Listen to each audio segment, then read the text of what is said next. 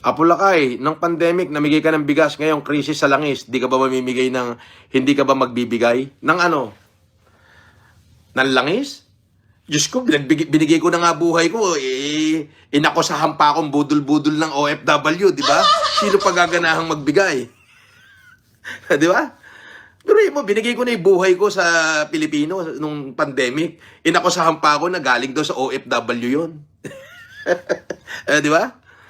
Inakusahan pa ako na yun daw ay ibinudol ko sa OFW lahat ng pinamigay ko. Ba? Di ba? O edi wag na. Dumirekta na sila do sa OFW na humingi. O, di ba?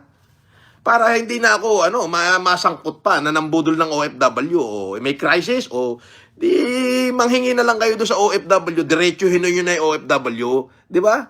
Kasi kung magbibigay uli ako tapos aakusahan din lang ako na yun ay galing sa OFW at hindi naman pala galing sa akin, di doon na lang kayo sa OFW manghingi, wag na sa akin, di ba? Ganun kasimple. Isa ka naman nakakita na yung halos kinikita ko, 30% lang ang naiiwas sa akin, binibigay ko lahat. Aakusahan ka pa, di ba? Yung binigay ko ng pandemic, pinagtuluan ko ng luha at pawis yun. Inubos ko, pinagbilahan ko ng bahay, ng kung ano-ano, ng lupa.